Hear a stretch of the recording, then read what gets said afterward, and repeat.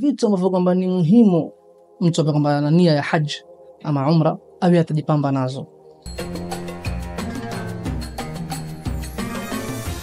Ya kwanza, mtu akishatia nia ya umra na haji ama haji awe daima kabla ya safari yake ajipambe na sifa ya tauba, ya kurudi kwa Mola wake Subhanahu wa Ta'ala, kuleta maghfira, kuleta istighfar kwa wingi. Ya pili, takiwa awe ajalie haji yake ile na umra yake ile iwe imepambika na sifa ya ikhlas. Daima asafishe moyo wake, ajue mimi naenda kwa ajili ya nani, kwa ajili ya kitu gani, mimi naenda kule kwa sababu watu wajue mimi ni haji ama kwa sababu ya kitu gani, wewe ndio wajua moyo wako. Tatu, mtu atakiwa awe ajaribu asameheane na kila ambaye kwamba alomkosea na yeye alowakosea, aombe msamaha wale waliokosea na yeye awasamehe wale ambao kwamba amewakosea. Tatu, mtu atakiwa kabla hajaenda ajifunze ahkamu za haji, asiwe yuaenda kwa sababu Mola Subhanahu wa Ta'ala haabudui kwa ujinga. Ni ibada, haji sio vacation, wewe unaenda kwa ibada, kwa hivyo lazima usome. Yani kusoma kwako ni muhimu hata kuliko zile pesa unazolipa kwa ajili ya hoteli na tiketi. Kusoma, kujua amali ya haji na ibada ya haji faifanywa vipi. Ya tano ni kutoa zile deni ambazo kwamba wadaiwa, kwa sababu aslan hutakiwi wewe kwenda haji ikiwa wadaiwa.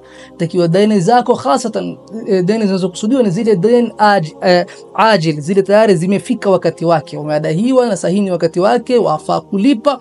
Iwe wewe utakwenda haji na unamweka pending yule ambaye kwamba anayekudai zile deni zake. Ya sita ni kupanga, kuwapangia wale ambao kwamba wako nyuma umewaacha.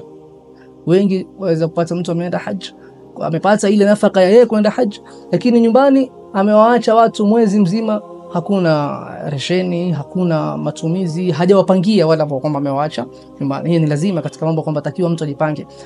Jambo la saba ni mtu kuwa asiondoke bila wasia. Na ni nzuri aslan katika sunna mtu awatandika wasia kila usiku wili.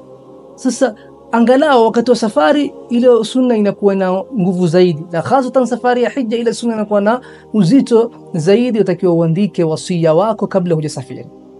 Jambo la 8 ni upange mipangilio yako ya kiafya. Kule ukienda gharama na nyingi za matibabu, kule ukienda kugonjeka ni sahala. Kwa hivyo kama wewe wajua mtu kuna shida fulani, jaribu uwe umejipanga, uko na dawa zako tayari, umejipanga kiafya. Jambo la 9 ni uwe na yale mambo ambayo kwamba ni ya asasi kabla ya kusafiri kwako. Na sunna Mtume sallallahu alaihi wasallam katika wanazuoni fiqh tuambia kwamba zile vitu ambazo wanunua kwa ajili ya haji hutakiwi kunegotiate sana. Sikwambii package usinegotiate, unajua package utanegotiate, lakini angalau zile vitu utanunua ni ihram ni nini, usinegotiate sana. Si sunna mtu kunegotiate sana katika vitu anazotumia kwenda kufanya ibada ya haji. Nayo ya mwisho ni kupanga vitu vako vya muhimu katika kujiandaa, na hasatan moyo wako, kusafisha moyo wako, kuandaa moyo wako na imani yako na shuuri yako na hali yako kwa ajili ya ibada tukufu kama hii. Usichukulie kwamba ni kitu kama kawaida unakwenda na unarudi. Mola Subhanahu wa Ta'ala kila alotiania kwenda haji mwaka huu Mola msahilishie, na yule ambaye kwamba hakuwa na uwezo Mola mpatie uwezo mwakani aweze kwenda kufanya ibada ya haji. Wassalamu alaykum wa rahmatullahi.